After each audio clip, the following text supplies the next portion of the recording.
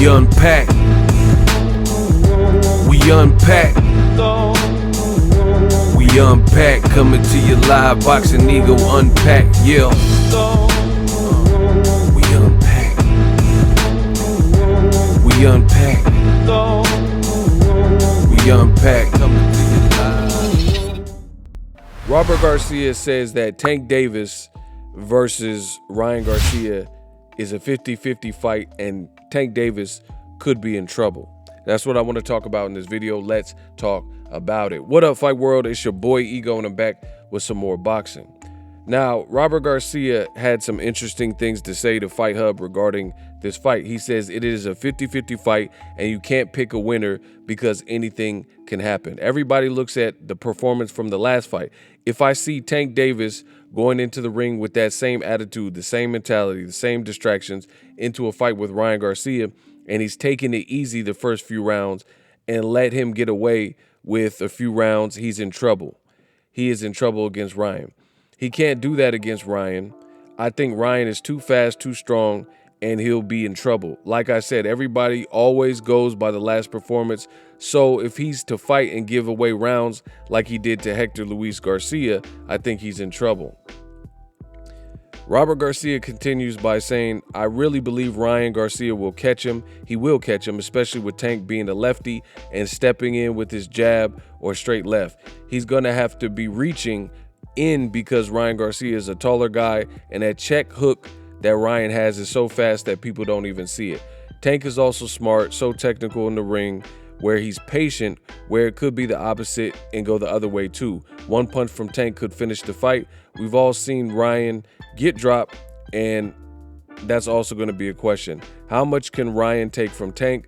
I think the fight will end by a knockout either way. Ryan could knock out Tank just as easily as Tank could knock out Ryan. It's such a good fight.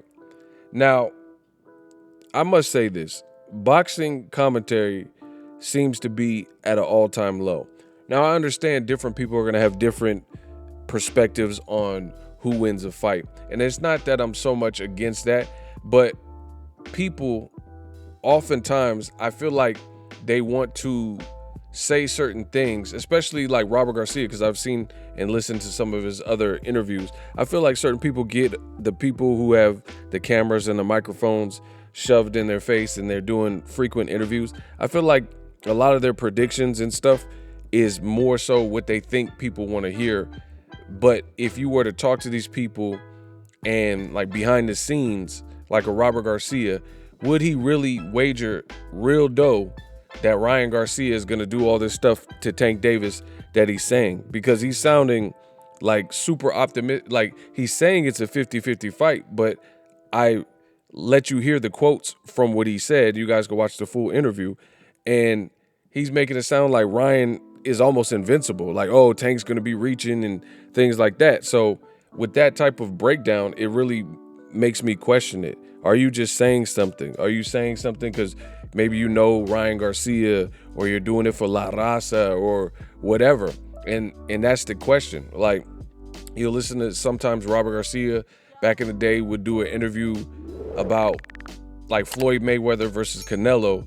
And when I look at these fights, or even his brother Mikey Garcia versus Errol Spence, it's easy for me to pick these fights. These weren't difficult fights to say Floyd beats Canelo, to say Errol Spence is going to beat Mikey Garcia, right? To say Tank Davis is the favorite, right? Now, a lot of what he said in his actual breakdown, I'm expecting a bit more. He's saying Ryan's the taller person. I mean, duh, that's kind of common sense, right? But skills pay the bills, and from what I've seen, my breakdown would be different. Like, because basically he's saying what everybody knows with any fight. Any fight's a 50-50 fight technically, and if you got two guys that have power, right, then yeah, of course both guys have a puncher's chance. But I think the separation for me is Gervonta Davis's ability, his prowess, he just gives different looks and stuff like that. And I really seen, like, it's hard for me to have Ryan as the favorite after looking at that fight with Luke Campbell, because for starters, that was only 2 fights ago. That was his 3rd fight, like 3 fights ago, right? And that was a southpaw who's nowhere near as dangerous. And by the 2nd round, he caught Ryan Garcia and put him on his butt and had Ryan in trouble, right?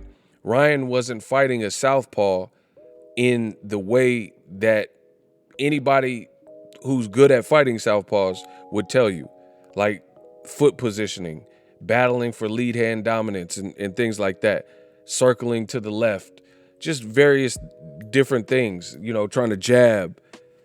Ryan wasn't doing it. He was just like he was closing his eyes and chin up, and he was trying to gun down Luke Campbell. So for me, Ryan makes mistakes. And again, I hear all these predictions, like Tim Bradley starts saying that he wants Ryan Garcia to win.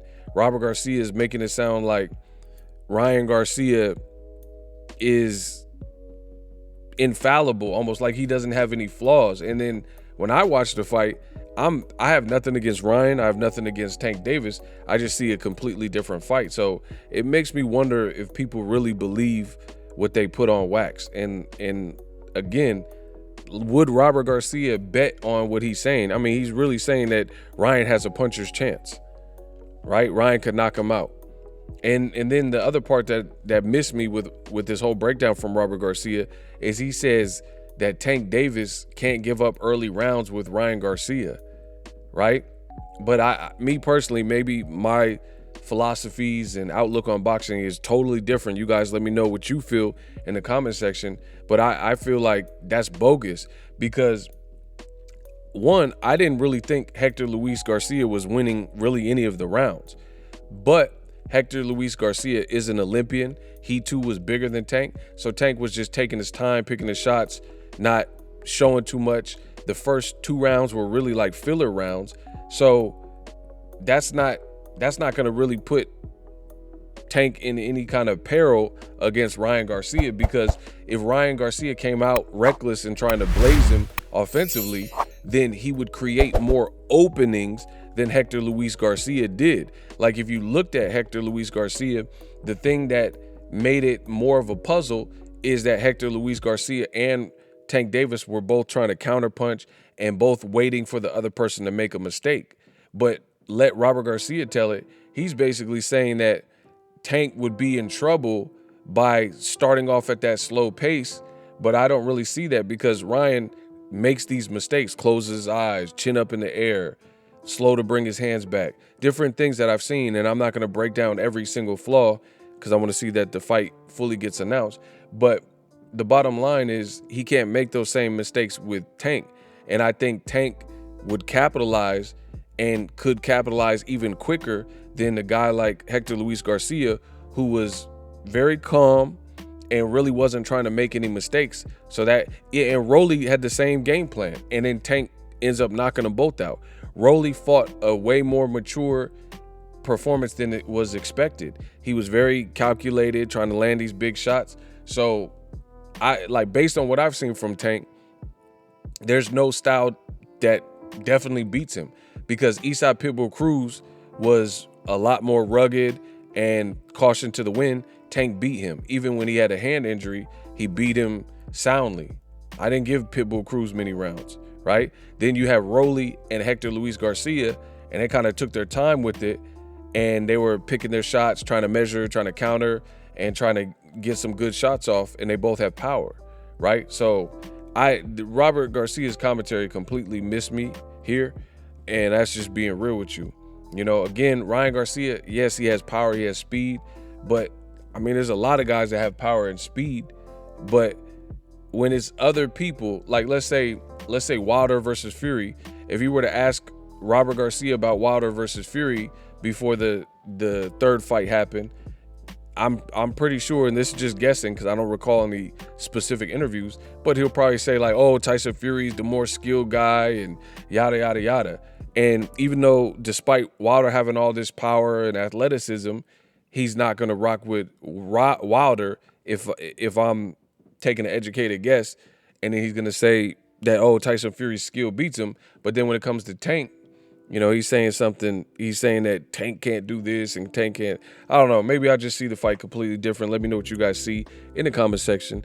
This is one good thing about it is when people start putting these predictions on wax, then it makes it must-see TV. So you can see if Boxingego knows what he's talking about, or these boxers and trainers know what they're talking about, or, you know, just different people with these varying opinions. But for me, I think, yeah, Ryan, he has speed, he has power, he's bigger, he's younger.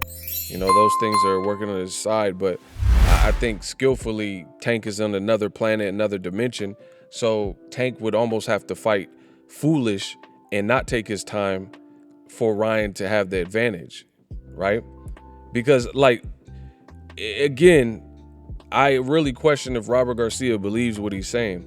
Here's another example, is the Manuel Togo's fight. How did he go 12 rounds with Ryan just 2 fights ago? Just 2 fights ago. Like, when have you ever seen Tank fight like that for starters? But somehow this guy goes the distance with him. And even the Luke Campbell, I think he got knocked out maybe in the 9th round, something like that. So it's like, Ryan has power for sure, but Tank will be the best guy he's fought by far. And he has a completely different dynamic than anybody that Ryan has fought as a pro. And, you know, it's boxing, anything could happen, but I don't see this alleged confidence that I'm hearing from some of the people. But we'll see when the fight gets officially announced. If it does get officially announced, we'll see if people change their tune, because I kind of seen the same thing with Crawford, Errol Spence. There was like 1,000 people picking against Errol Spence, and then when it looked like the fight was close, they backed off the blocks, and then some more people started picking Errol Spence. So such is life. This is boxing. Let me know what you guys think. It is a good fight. Hopefully we get it. Holla at the boy, and I'm out. Introducing Super Thanks, right here on the official Boxingego YouTube. Super Thanks allows you, the viewers, to show a little bit of extra gratitude, which enables me as a full-time content creator to push out the content you need in the world of boxing. Underneath all the videos, you will see a heart with the $sign in it. You can enter any amount that you find suitable as a super thanks. A brand new, interactive, and colorful way to get your comments highlighted and noticed by not only myself, but other people on the YouTube platform. Super thanks, a unique and cool way to show and applaud us full-time content creators. Hopefully you guys enjoy the content. Super thanks. The future is now. The Hibernation 5s by Kenichi Bear. Hybrid gaming and lifestyle headphones. Out of the box, you can connect to any console or PC. Bluetooth ready, with a low latency USB adapter, color RGB, and extreme bass mode. The Hibernation 5s adjust to you. Whether you need a gaming, travel, gym, or lifestyle headphones, the Hibernations got you covered. The new Hibernation 5s, link in the description. Customize the way you hear the world. Welcome to the nation. Are you tired of your YouTube videos not getting any views? Well, consider TubeBuddy. I've used TubeBuddy for years to scale up my YouTube channel. Now we're sitting over 200,000 subscribers. TubeBuddy is a browser extension that offers a ton of built-in productivity and time-saving services to take your channel to the next level. Use my link in the description to get started with TubeBuddy and level up your channel faster. We working.